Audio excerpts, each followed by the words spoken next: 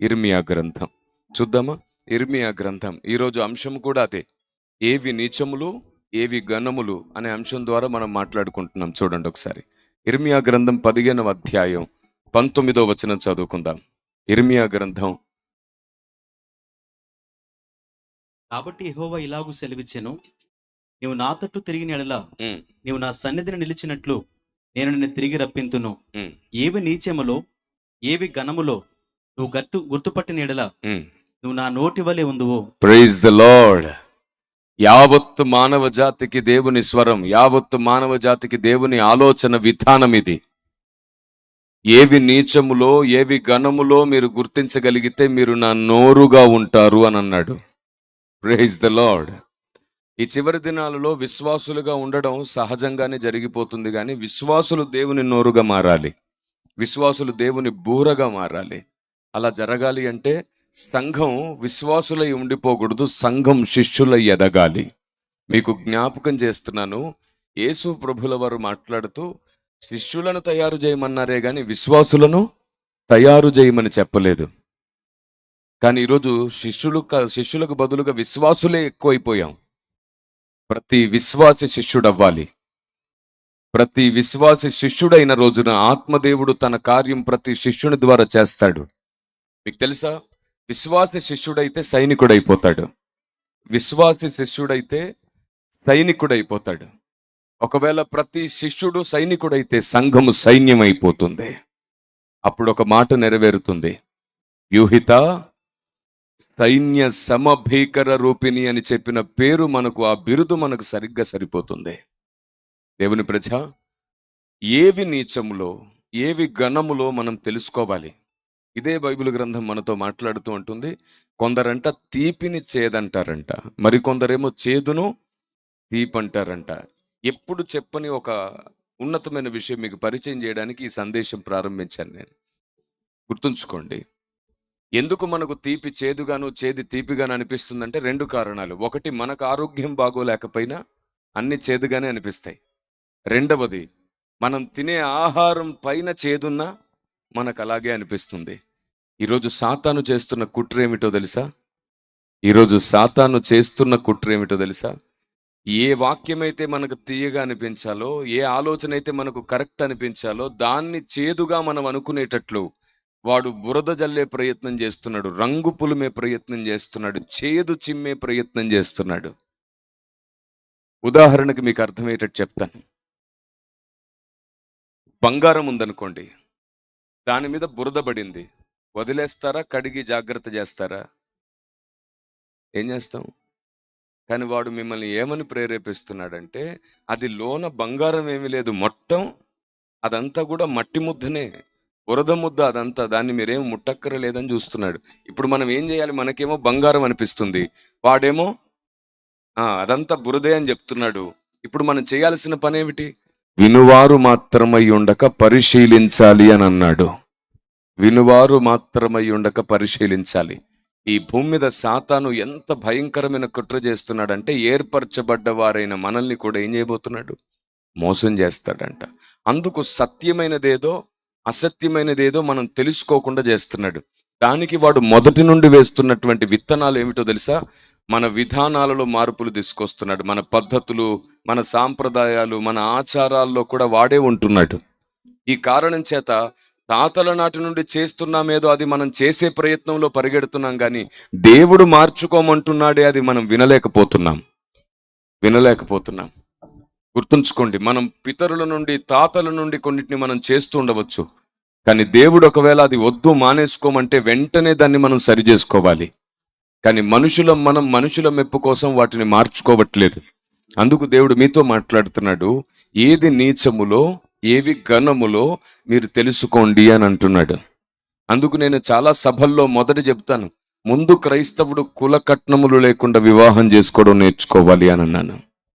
క్రైస్తవుడు ప్రారంభిస్తే లోకం మారడం మారకపోవడం అది లోకం తీరు. ఎందుకంటే క్రీస్తునందున్నవాడు కడబూరం రోగగానే ఎత్తబడాలి, క్రీస్తునందు లేనివాడు ఎత్తబడాడు కదా. వాడి మార్పు నీకు అనవసరం, నీ మార్పు నీకు చాలా అవసరం. కాబట్టి క్రైస్తవుడు ఖచ్చితంగా చేయాల్సిన పని ఏమిటంటే, కులము కట్నము లేకుండా వివాహం చేసుకోవడం అలవాటు చేసుకోవాలి. అప్పుడు దేవుడు మీరు లోక మర్యాదను వేరుగా ప్రయాణిస్తున్నారని చూస్తాడు. లోక మర్యాదకు వేరుగా అవి నీచమని నువ్వు గమనించి దేవుని దృష్టికి యోగ్యతగా నడుచుకోవడమే ఘనమైనవి అని మీరు ఎంచుకుంటే మీరు ఈ లోకంలో చాలా విషయాల్ని సవరించుకుంటారు, సరి చేసుకుంటారు. అందుకే చూడండి, ఆ మాట అన్నాడు, ఏవి నీచములో ఏవి ఘనములో నువ్వు గుర్తిస్తే నీవు నా నోరుగా ఉంటావు. పౌలు భక్తుడు ఆ కాలంలో సంఘానికి పదే పదే పదే చెబుతూ వచ్చాడు. అయినా సరే సంఘం తెలుసుకోలేకపోయింది. గలతీ పత్రిక 4వ అధ్యాయం 20వ వచనంలో పౌలు భక్తుడు మాట్లాడుతూ ఇలా బాధపడుతున్నాడు. చూడండి, మీ విషయమై నాకు ఏమి తోచట్లేదు అంటాడు. మిమ్మల్ని గూర్చి ఎటు తోచకై ఉన్నాను, నేను ఇప్పుడే మీ మధ్యకు వచ్చి మరి ఒక విధముగా మీతో మాట్లాడగోరుచున్నాను.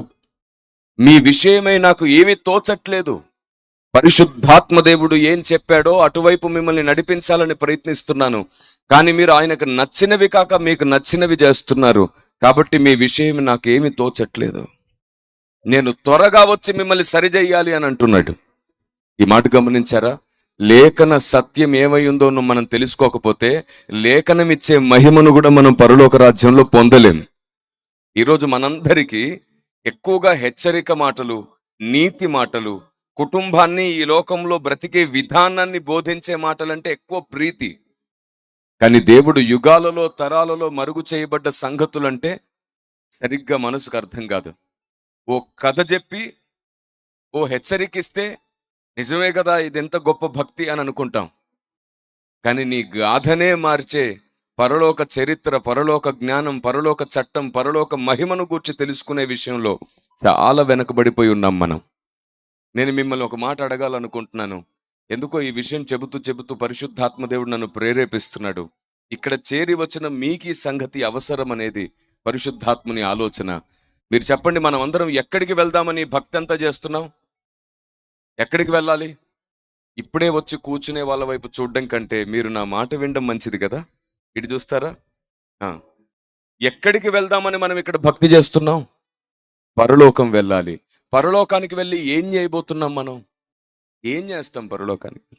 ఆయన్ని నిత్యము స్తుతిస్తాం, ఆరాధిస్తాం. ఇదే కదా మనం చిన్నప్పటి నుంచి విన్నాం. అయితే మీకు రహస్యం చెప్పాలి.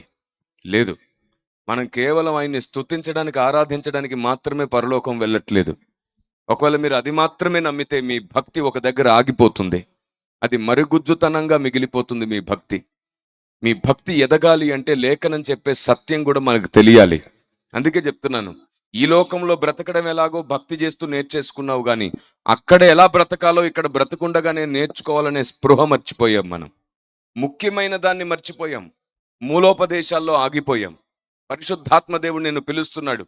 ఇక క్రీస్తును గూర్చిన మూలోపదేశములు మాని సంపూర్ణులమౌటకు సాగిపోదము రండి అని హెబ్రీ పత్రిక 6వ అధ్యాయం 2వ వచనంలోని చివరి 2 లైన్లో పౌలు భక్తుని ద్వారా పరిశుద్ధాత్మ దేవుడు రాయించిన మాట ప్రకటింపబడింది.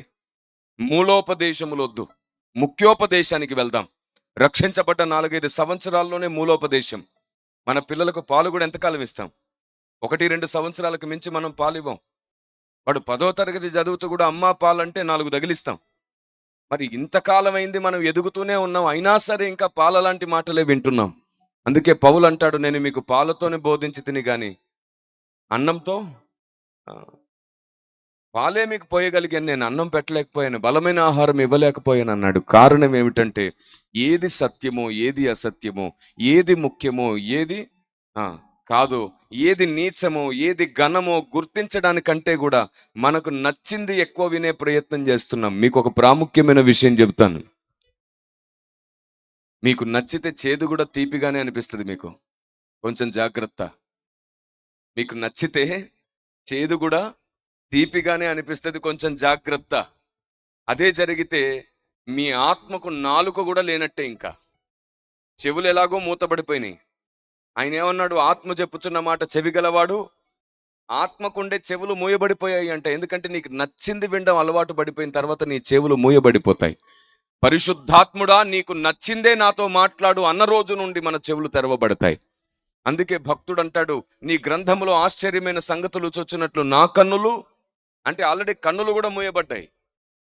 నీ కన్నులు మూయబడ్డాయి, నీ చెవులు మూయబడ్డాయి, చివరికి నీ నాలుక కూడా లేకుండా పోతే దేవుడు మనకి ఇవ్వబోతున్నటువంటి తేనె కంటే మధురమైన వాక్యాన్ని రుచి చూడడం మనకు తెలియదు. గమనించండి, పరలోక రాజ్యానికి సంఘం వెళ్ళేది కేవలం స్తుతి చేయడానికి మాత్రమే కాదు. ఒక 4 నిమిషాల్లో ఈ సంగతి చెప్పి మరలా ఏవి నీచములో ఏవి ఘనములో అనే అంశంలోనికి వచ్చేస్తాను, జాగ్రత్తగా వినండి.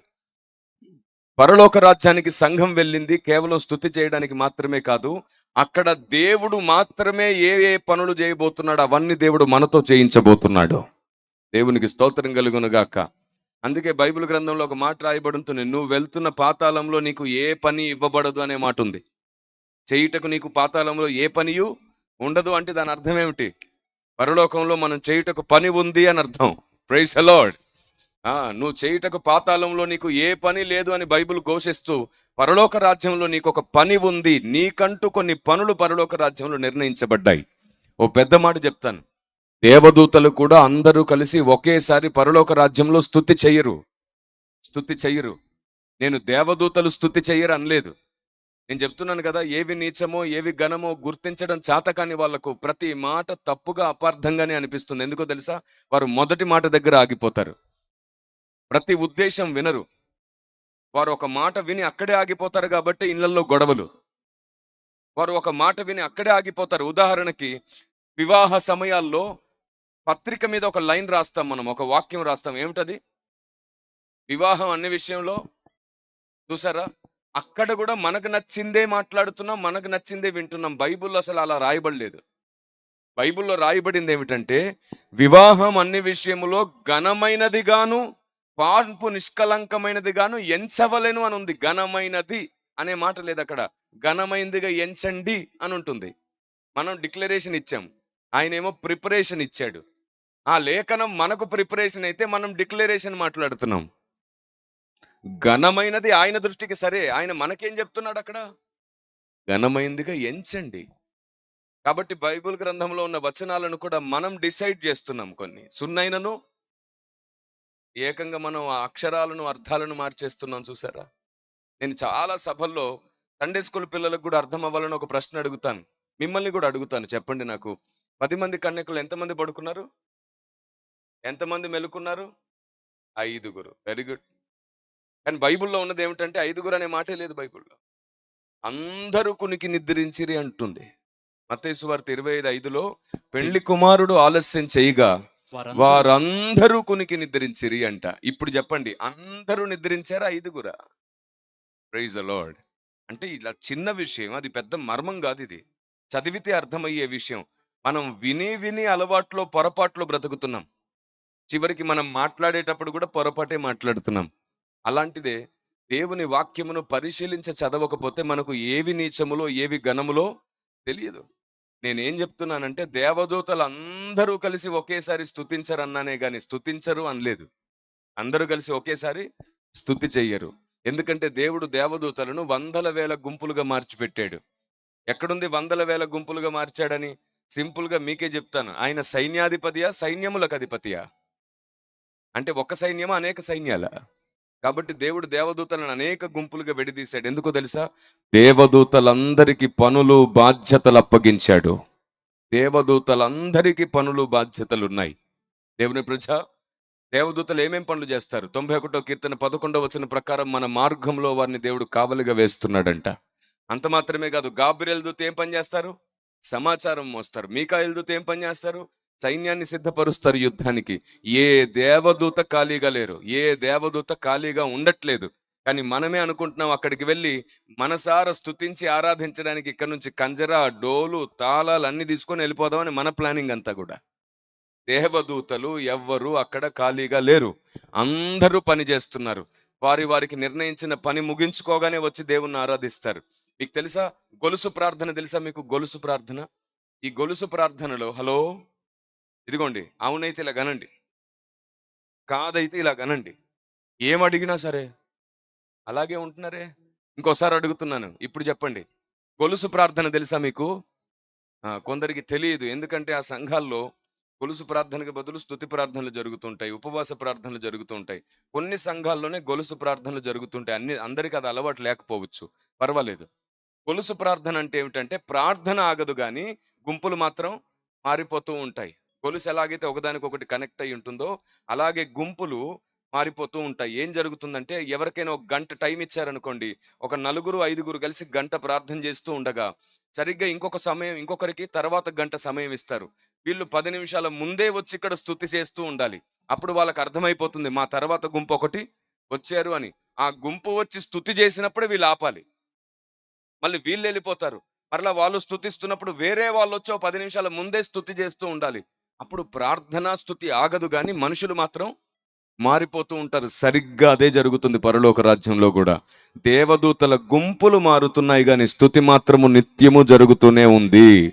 స్తుతి ఆగడమే లేదు. Praise the lord. మరి ఎందుకు గుంపులు వేరు చేశాడని చెప్పాను నేను? వారికి బాధ్యతలు అప్పగించాడు. సరిగ్గా అంతే మీకు నాకు మనకు పరలోక రాజ్యం వెళ్ళిన తర్వాత ఆయన బాధ్యతలు ఇవ్వబోతున్నాడు. ఎలాంటి బాధ్యతలు ఇస్తాడో తెలుసా? దేవుడు మాత్రమే చేయగలిగే బాధ్యతలు మనకి ఇవ్వబోతున్నాడు. ఆయన మాత్రమే చేయగలిగే పనులు మనతో చేయించబోతున్నాడు. ఏంటా పనులు? కొరింథీ పత్రిక 1 పత్రిక 6వ అధ్యాయం 3వ వచనం ప్రకారం మీరు దేవదూతలకు తీర్పు తీర్చువారు అనే మాట అక్కడ రాయబడి ఉంటుంది. దేవుని ప్రజ, మనం పరలోక రాజ్యానికి వెళ్ళి ఖాళీగా ఉండమంట. దేవదూతలకు మనము తీర్పు తీర్చబోతున్నాం. అంత మాత్రమే కాదు, బైబిల్లో ఇంకో మాట ఉంది. మనము యుగ యుగములు దేవుణ్ణి ఏలుదుము అంట. ఏమిటంట? హలో, మనము యుగ యుగములు దేవునినా మనము యుగ యుగములు దేవునితో కలిసి విశ్వాన్ని ఏలబోతున్నామంట. ఏది చెప్తే అది సరే అని అంటారు ఏమిటండి? లేఖనములలో ఉన్న విషయాలను పరిశీలించడం నేర్చుకోవాలి మనము యుగ యుగములు ఆయనతో కలిసి ఏలబోతున్నామంట. దేవునికి స్తోత్రం కలుగునుగాక. అంటే దేవదూతలు మన పరిపాలన కింద ఉండబోతున్నారు. మూడో విషయం, దేవదూతలకు మనం బోధ చేస్తే వాళ్ళు కూర్చొని నేర్చుకోబోతున్నారు. దేవునికి స్తోత్రం కలుగునుగాక.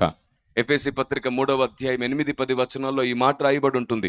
మనము బోధ చేస్తే దేవదూతలు కూర్చొని నేర్చుకోబోతున్నారు. అవును, పరలోకంలో ఉన్న ప్రధానులకు, అధికారులకు సంఘము ద్వారా దేవుడు తన యొక్క నానావిధ జ్ఞానం తెలియజేయబోతున్నాడంట.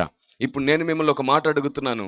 మీ జీవితంలో మీ కాలం, ఒకవేళ మీ ఆయుష్కాలం అర్ధాంతరంగా ముగించబడితే మీరు దేవదూతలకు చెప్పడానికి మీ దగ్గర ఏమైనా ఉందా? ఏం చెప్తారు అక్కడికి వెళ్ళి? ఓ దేవదూతలారా, జక్కయ్య చెట్టెక్కాడు తెలుసా, రక్తస్రావం కలిగిన స్త్రీ విశ్వాసంతో బాగుపడింది తెలుసా, ఎబ్బేజును గూర్చి తెలుసా, రూతును గూర్చి తెలుసా, నయోమును గూర్చి తెలుసా, యెషయాను గూర్చి తెలుసా, ఇర్మియాను గూర్చి తెలుసా అంటే వాళ్ళు అంటారు నువ్వు సండే స్కూల్ చెప్తున్నావు తెలుసా అంటారు. దేవదూతలకు మనం సండే స్కూల్ చెప్పడానికి కాదు ఉన్నది.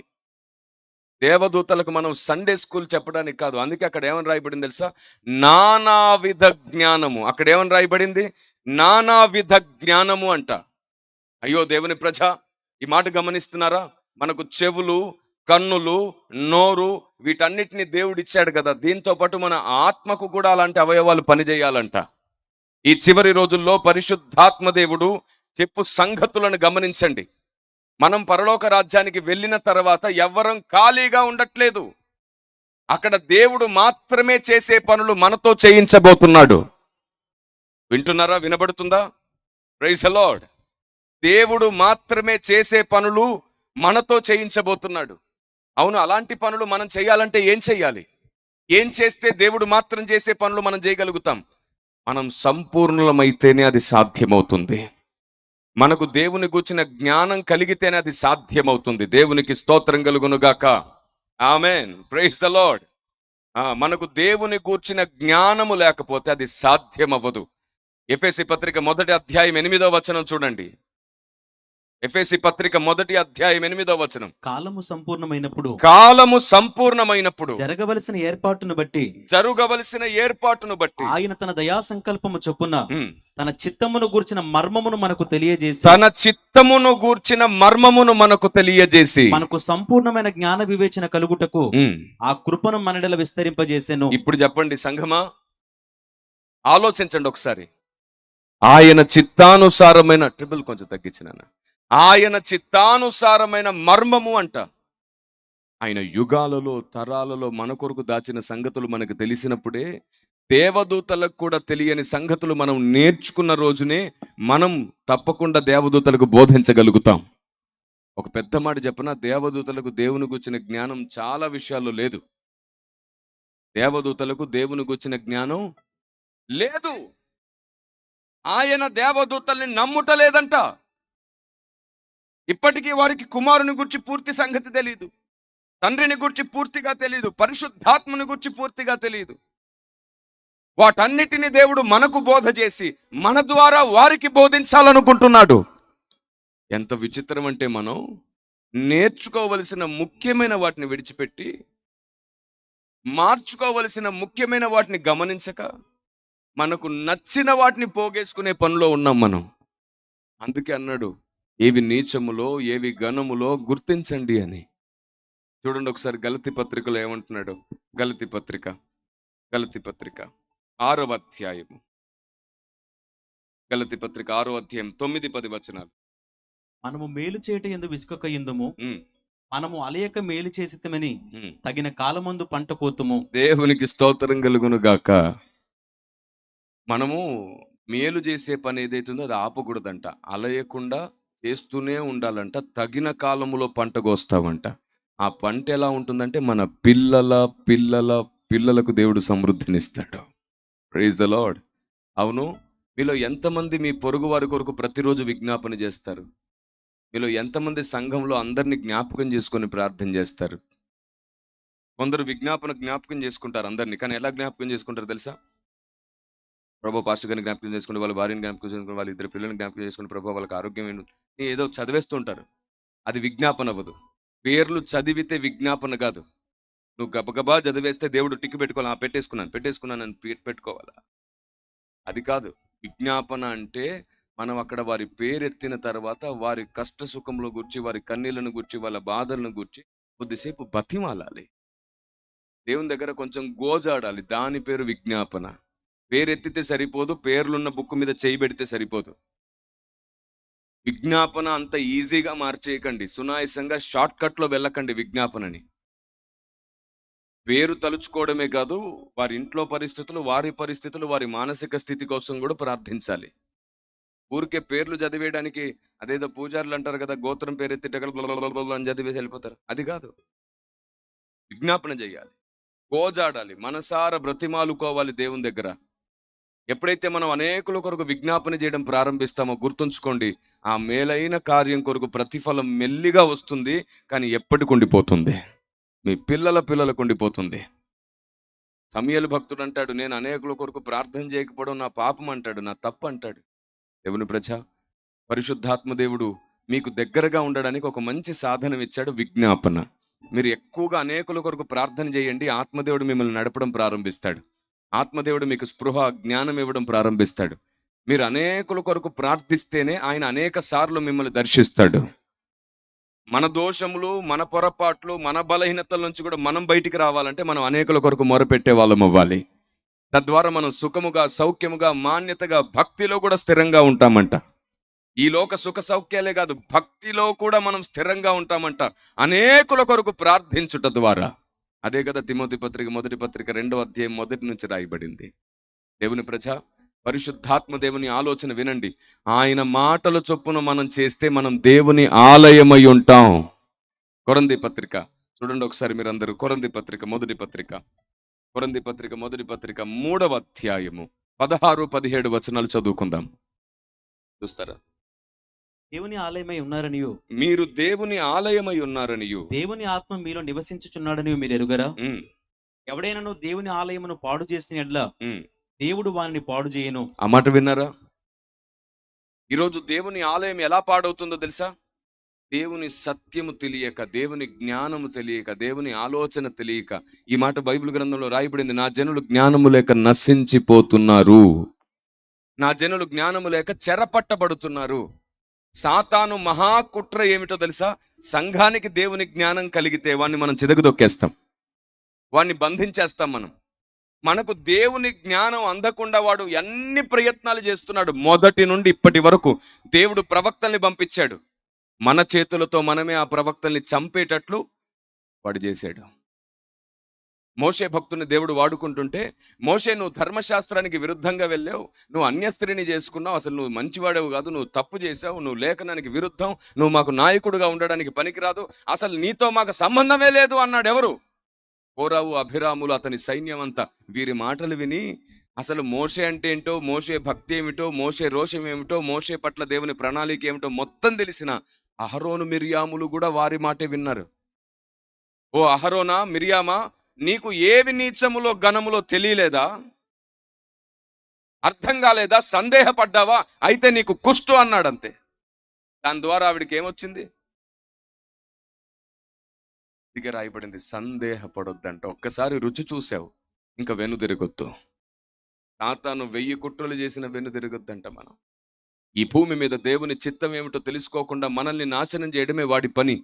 అందుకు దేవుని బూరలుగా ఎంతమందిని దేవుడు ఈ భూమి మీద వాడుకున్నాడో వారందరినీ తమ ప్రజలే చంపేటట్లు, తమ ప్రజలే ఒంటరి చేసేటట్లు, తమ ప్రజలే వారిని గాయపరిచేటట్లు సాతాను వాడుకున్నాడు. ఇందుకు దేవుడు సాతాను కూడా కొన్నిసార్లు కలిసి పరీక్షించారు.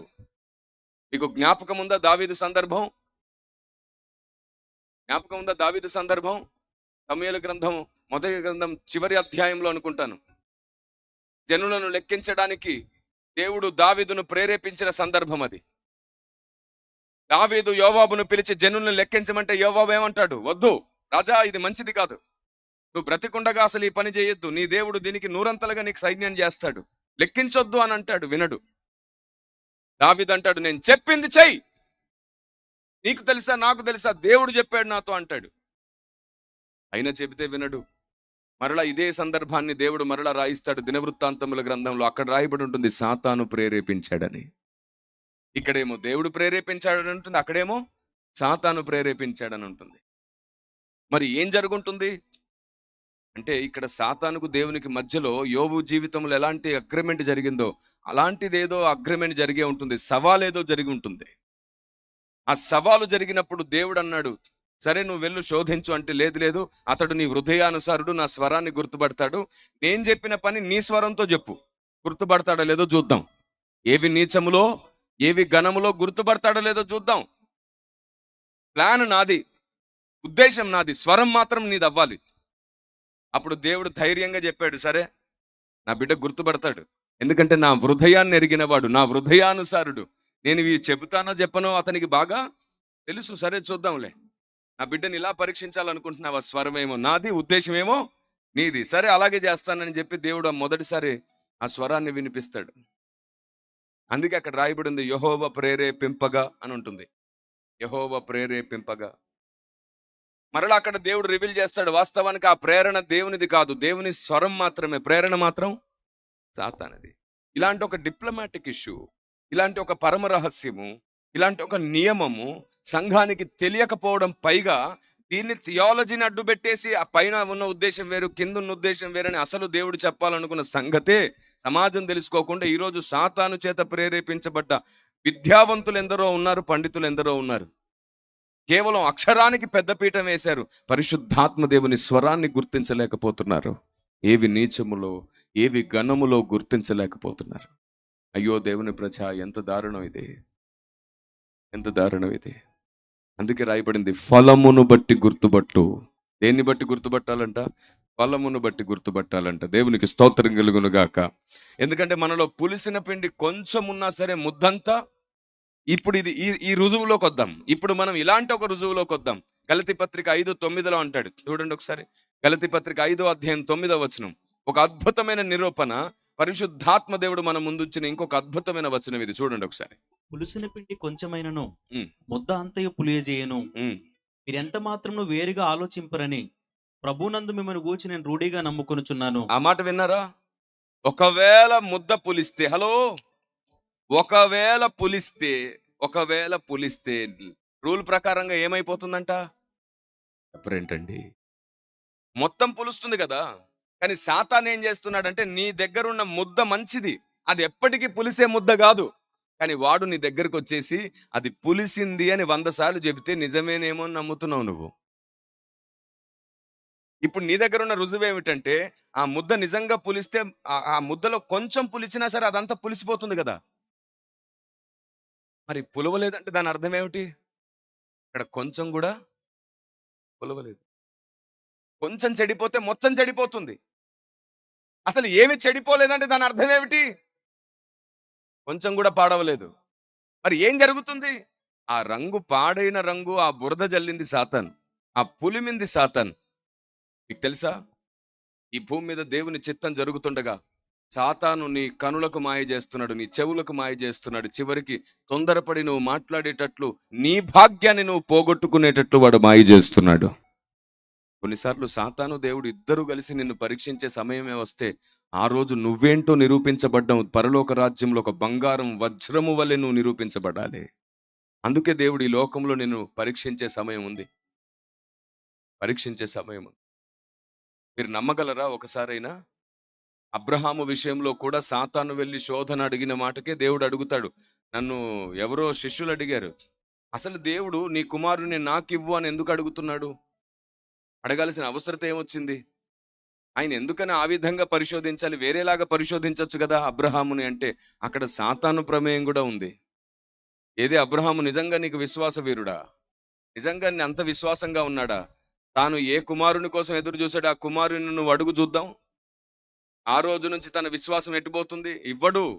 తాను నిన్ను ప్రేమించలా, తాను నీవిచ్చే ఆశీర్వాదాలని ప్రేమించాడని సాతాను వెళ్ళి దేవుని దగ్గర రకరకాలుగా శోధిస్తే, యోబు విషయంలో ఎలాగైతే దేవుడు అనుమతించాడో అలాగే సరే చూద్దాం అని చెప్పాడు. ఎందుకంటే ఇందులో క్రీస్తు పోలిక చూపించాలనుకున్నాడు ప్రపంచానికి.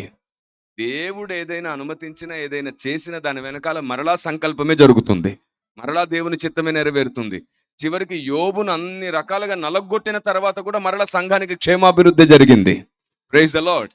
మీకు విషయం చెప్పనా, యోబు శోధింపబడ్డప్పుడు, యోబు విరిగి నలిగినప్పుడు, యోబు తనలో తాను పూర్తిగా కృషించినప్పుడు, అప్పుడు అది యోబుకు జరుగుతున్న నష్టం కాదు, దేవునికి జరుగుతున్న లాభమయ్యింది. అది మహాభక్తులు విరిగి నలుగుతున్న కొలది దేవునికి లాభం పెరుగుతూ ఉంటుంది. మహాభక్తులు విరిగి నలిగితే సంఘానికి లాభం పెరుగుతుంది. కానీ విరిగి నలగొట్టే వ్యక్తులకు మాత్రం నష్టమే జరుగుతుంది. ఎందుకంటే శ్రమ ఎవని వలన కలుగునో, అభ్యంతరం ఎవని వలన కలుగునో వానికి శ్రమ. ఎవడు శ్రమ పెడతాడో, ఎవడు అభ్యంతరం పెడతాడో వాడికి మాత్రం శ్రమ, వాడికి మాత్రం నష్టం. ఎందుకంటే దేవుడు ఒక భక్తుని తన ఆలయంగా మార్చుకున్నాక తన ఆలయాన్ని తయారు చేస్తాడు. ఈ సూత్రం రాసి పెట్టుకోండి మీ గుండెల్లో. దేవునికి స్తోత్రం కలుగునుగాక. నా నోటి నుండి మొదటిసారి పలుకుతున్నాను నేను ఈ మాట. ఒక భక్తుణ్ణి దేవుడు, ఒక మనిషిని భక్తుడిగా మార్చడానికంటే ముందు ఆలయంగా మారుస్తాడు. ఒక వ్యక్తిని ఆలయంగా మార్చుకుని ఆ వ్యక్తిలో నివాసం చేస్తూ అందరినీ ఆలయంగా మారుస్తాడు. దేవునికి స్తోత్రం కలుగునుగాక. సజీవరాయిగా మనం మారితేనే మనం అనేకుల్ని సజీవరాలుగా మార్చగలుగుతాం. ఏవి నీచములో, ఏవి ఘనములో గుర్తించగలిగితే నువ్వు దేవుని నోరుగా ఉండి అనేకులకు దేవుని ఉద్దేశాన్ని, స్వరాన్ని వినిపిస్తావు. ఈ చివరి రోజుల్లో ఈ మాట గమనించండి, నువ్వు ఆలయం కాకుండా ఇంకెవరిని ఆలయంగా మార్చలేవు. దావీదు దేవునికి ఆలయమైనాకే అనేక విధాలుగా ఆలయ నిర్మాణానికి ఎంపిక చేయబడ్డాడు. భక్తులం మనం దేవునికి ఆలయం అయ్యే వరకు మనం అనేకుల్ని ఆలయం చేయడం సాధ్యం కాదు. సజీవమైన ఆలయం మనుషుల మధ్యలో నడవాలి, అప్పుడే ప్రతి మనిషి ఆలయంగా మారుతాడు. దేవునికి స్తోత్రం కలుగునుగాక. మీరు చెప్పండి, క్రీస్తు ఎవరు? మందిరం.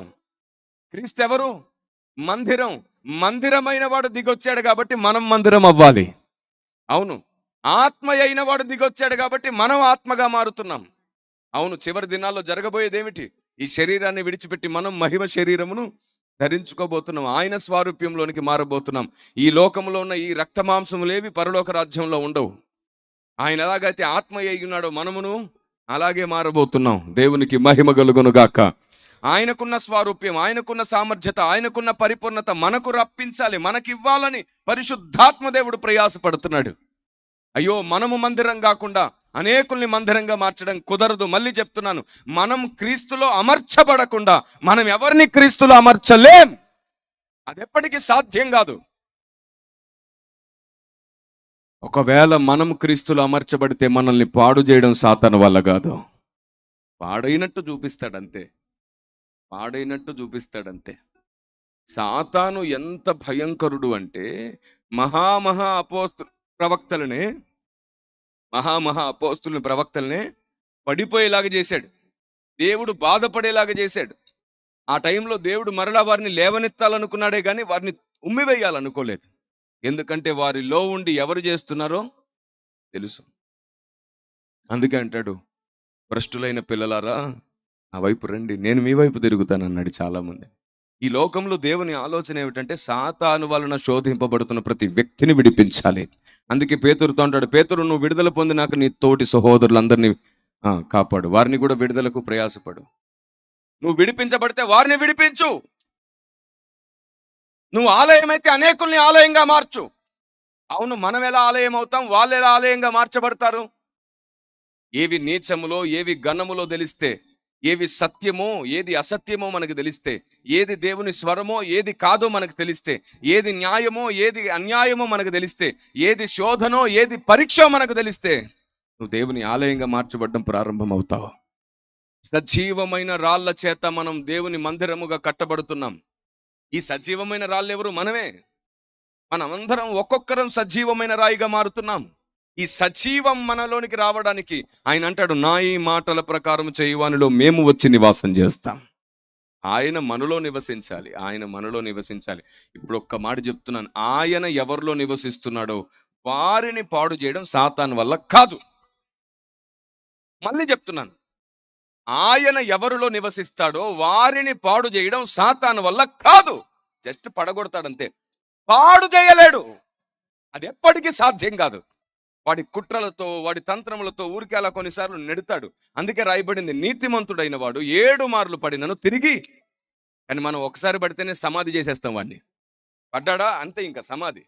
కానీ వెనక ముందు ఆలోచన లేదు. సాతాను కుట్ర ఏమిటి, అసలు దేవుని ప్లాన్ ఏమిటి, దేవుని ఆలోచన విధానం ఏమిటి, మనం ఇప్పుడు ఏం నేర్చుకోవాలని దేవుడు నిర్ణయిస్తున్నాడు, వీటిని మీ మనసులో ఉంచుకొని చూడండి. ఎవరైతే యెహోషువ వలె మోషే పక్షానే ఉంటారో వారే దేవుని చేత ఈ అంత్య దినాల్లో దేవుని ఆలయమై వాడబడతారు. దేవునికి స్తోత్రం. అందుకే అంటాడు భక్తుడు, మేము మనుషుల మెప్పు కోరువారమైతే, చూడండి ఒకసారి మీరందరూ మీ పరిశుద్ధ గ్రంథాలు తెలిసి ఏమన్నాడు, మేము మనుషుల మెప్పు కోరువారమైతే క్రీస్తు దాసులము కాము అని అంటాడు. క్రీస్తు దాసులము కాము అంటాడు. ఇప్పుడు నేను మనుషుల దయను సంపాదించుకొని చూస్తున్నానా, దేవుని దయను సంపాదించుకొని చూస్తున్నానా? గలతీ 1:10 చదువుతున్నారు చూడండి. నేను మనుషులను సంతోష పెట్టుకోరుచున్నానా? నేను ఇప్పటికీ మనుషులను సంతోష పెట్టువాడునైతే క్రీస్తు దాసులను కాకయపోదును. అది సంగతి. కాబట్టి మనుషుల్ని సంతోష పెట్టాలనే ఆలోచనలు చేయడం మానేయాలి. వాళ్ళు ఏది చెప్తే అది కరెక్టే అని చెప్పి వాళ్ళ గుంపులోకి చూరొద్దు. మనం మందిరం అయితే, మనం దేవుని ఆలయం అయితే, మనుషులు తీసుకొచ్చే వేరొక అగ్ని మనలోనికి రాకూడదు. దేవునికి స్తోత్రం కలుగును గాక. వేరొక అగ్ని మనలోనికి రావడం తెచ్చిన వాడికి శాపమే. ఆ అగ్ని మనలో ఉంచుకుంటే మనకు శాపమే. దేవుడు ఏమైనా యాజకుని పిల్లలను ఏమైనా దయ చూపించాడా? అందరిని వేసాడు, తీసుకెళ్ళిపోయాడు, తుడిచేశాడు. వేరొక అగ్ని, అన్యాగ్ని రాకూడదు అన్నాడు. ఆయన రోషం గల దేవుడు అంట, ఖచ్చితమైన దేవుడు. ఈరోజు మళ్ళీ చెబుతున్నాను, ఆయన ఎవనిలో నివాసం చేస్తాడో వాణ్ణి పాడు చేయడం సాతాను వల్ల కాదు, ఎప్పటికీ సాధ్యం కాదు.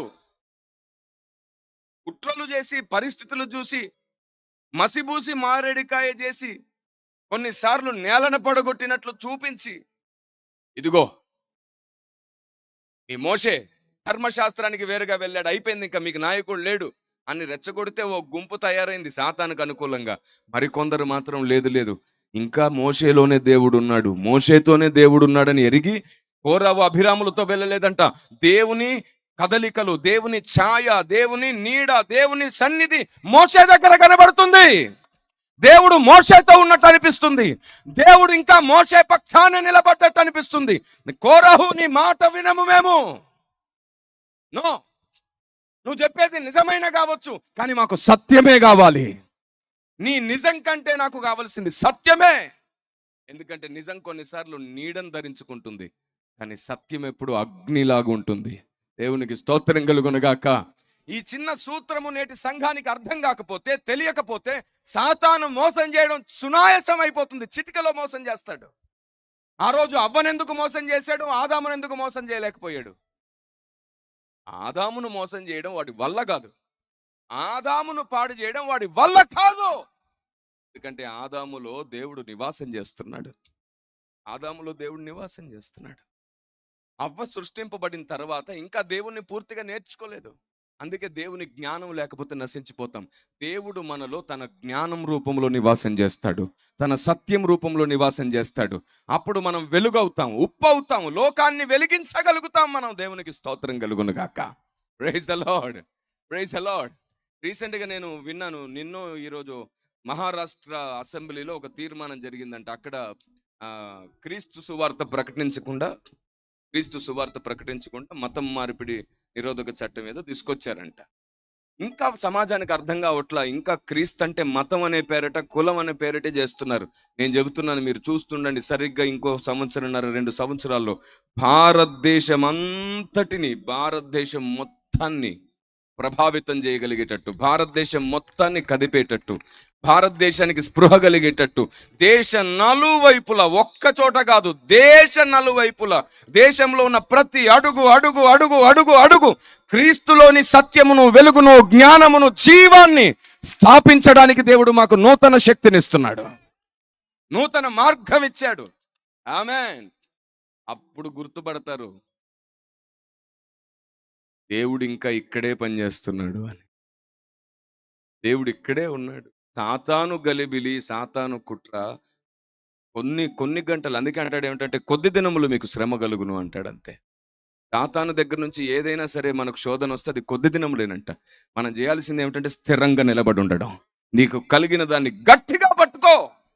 నీకు నిజాలు అవసరం లేదు, నిజాలు వద్దు, ఏ నిజం వద్దు. సాతాను 100 నిజాలు కల్పిస్తాడు. నాకు సత్యమే కావాలి, దేవుని నుండి కలిగిన సత్యం కావాలి, దేవుని నుండి కలిగిన వెలుగు కావాలి, దేవుని నుండి కలిగిన న్యాయం కావాలి. Praise the lord. నేను చూసిన చేదు, నాకు కలిగిన రుచి, ఆ చేదు సాతాను నుండి కలిగింది. కానీ నేను అనుభవిస్తున్న దేవుని సన్నిధి నాకు దేవుని నుండి వచ్చింది. సాతాను విషాన్ని కలగజేశాడు. నువ్వు రుచి చూసి ఇది విషం అని నీకు తెలిసిపోయింది, కానీ నిజానికి వాస్తవం అది కాదు. దేవుని ప్రజ, బైబిల్ గ్రంథాన్ని సరిగ్గా పరిశీలించి చూస్తే సాతాను తంత్రములను మనం ఎరగని వారము కాము అంట. అదేమిటో, అలా ఎదిగిన తర్వాత, అలా గొప్పగా ఎదిగిన తర్వాత, అప్పటి వరకు వాడు 7వ తరగతి అంతా తెలుగు మీడియంలోనే చదివాడు, చాలా పెద్దోడైపోయాడు. తర్వాత ఇంగ్లీష్ మీడియంలోకి వెళ్ళాడు. ఇంగ్లీష్ మీడియంలోకి వెళ్ళిన తర్వాత వాటర్ అంటున్నాడంట. అప్పటిదాకా తెలుగు మీడియంలో ఉన్నప్పుడు వాటర్ అన్నాడంట, ఇప్పుడు ఓడర్ అంటున్నాడంట. వాటర్. అక్కడికి తెలుగులో ఉన్నప్పుడేమో వాడు కాకర్ అని చక్కగా పిలిచాడంట. అక్కడికి వెళ్ళిన తర్వాత వాడు కీకరకాయ అంటున్నాడు. అన్ని మారిపోతున్నాయి. వాడి మాట తీరు, వాడి విధానం. అరే, వాటర్ అనేది నువ్వు ఇండియాలో అనకూడదురా, ఫారెన్లోకి వెళ్తే వాటర్ అనొచ్చు, ఇక్కడ ఉండి నువ్వు అలాగ అనకూడదు. కానీ ఇక్కడ మన స్వభావం, మన మాట తీరు చుట్టూలోకి ఎవరికి అర్థం కాదు. వీడికి ఏదో నాలుక మందమైంది అనుకుంటారు, లేదా వీడి నోరేదో పాడైపోయింది అనుకుంటారు, తేడా కొట్టింది, వీడి నోటికి పక్షవాతం వచ్చినట్టుంది అనుకుంటారు. విద్య పరిస్థితులను, స్థితిగతులను, చుట్టూన్న మనుషులను అన్నిటినీ ఆధారం చేసుకునే జ్ఞానంతో ముడిపడి ఉంటుంది. నువ్వు ఇక్కడ ఏదో నేర్చేసుకుని అక్కడ ఉన్నట్టు ఇక్కడ మాట్లాడితే కుదరదు. ఎవరికి అర్థమవుతుంది? మన దేశ భాష, 2వ భాష ఏమిటి మనకి? మన దేశంలో ప్రధాన భాష ఏమిటి? మన దేశం అన్న రాష్ట్రం కాదు, నా బంగారు తల్లులే. దేశంలో ప్రధాన భాష ఏమిటి? హిందీ. సరే, ఇప్పుడు మనకేమో తెలుగు, 2వ భాష ఏమో హిందీ. మనం నేర్చుకున్నాం.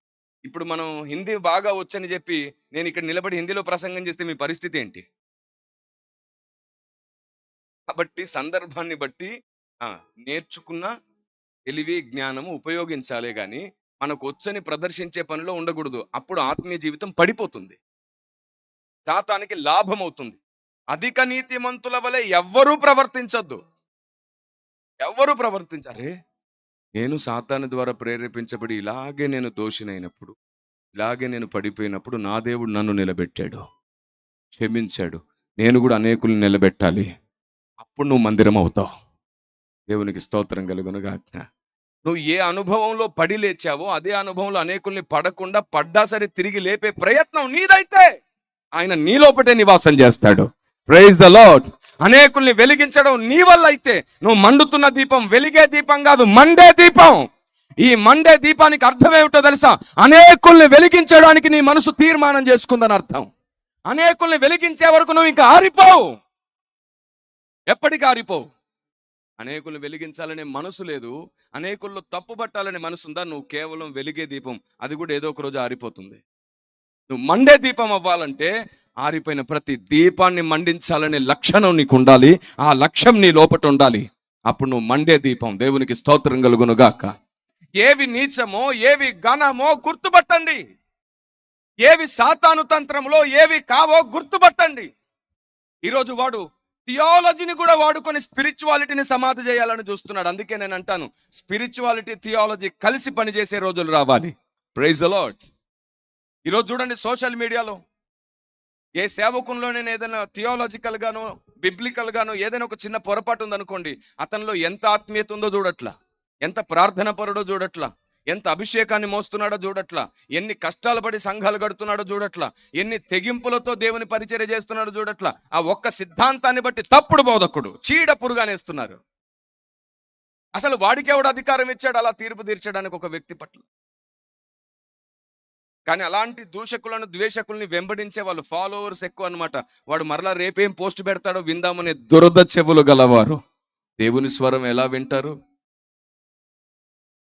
వాడికి ప్రోత్సాహం ఏమిటంటే, ఇంతమంది వింటున్నారు కాబట్టి నేను ఇంకా ఇలాంటి దుర్మార్గాన్ని ఇంకా రెచ్చగొడితేనే మంచిది అనుకుంటున్నాడు. గుర్తుంచుకోండి, నీ దగ్గర సత్యం ఉంటే ఇంకొకటికి ఆ సత్యము ప్రేమతో చెబితేనే నువ్వు ఆలయంగా మార్చబడతావు, నువ్వు నడిచే మందిరాన్ని అవుతావు.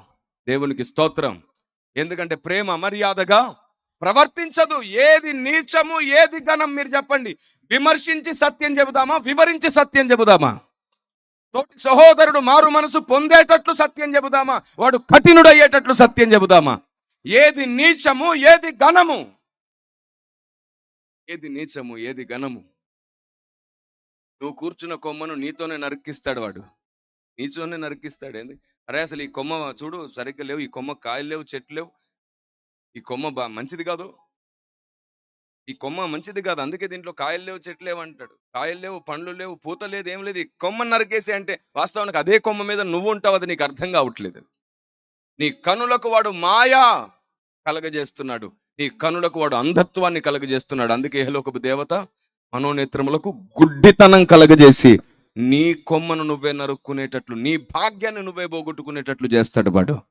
ఒక్కటే ఆధారం, ఫలమును బట్టి గుర్తుపట్టాలి. ఒక్కటే ఆదివారం, ఒక్కటే ఒక్క ఆధారం ఏమిటో తెలుసా? పులిస్తేనే ముద్దంతా పులిసిపోతుంది. ముద్ద ఇంకా పులవట్లేదంటే అక్కడ ఏ పులుపు లేదు, ఏ పాడు జరగలేదు అక్కడ. Praise the lord. అదంతా సాతాను కుట్ర. దేవుని అనుమతిలో భాగమే ఏదైనా జరుగుతుంది. ఇంతటి మహా విద్య, జ్ఞానము, బుద్ధి, యోగ్యత నేర్చుకున్న తర్వాత కూడా అపోస్తులు, ప్రవక్తలు ఆ రోజు చాలాసార్లు శోధించబడ్డారు. అయ్యో, శోధన సహించువాడు ధన్యుడంట, శోధన గెలుచువాడు ధన్యుడంట. ఈ చివరి దినాలలో శత్రువు కూడా మౌనంగా ఉండి సువార్త అంగీకరించడం ఎలాగో దేవుడు మాకు అనుగ్రహించిన కృప చొప్పున మేము పరిగెడుతున్నాం.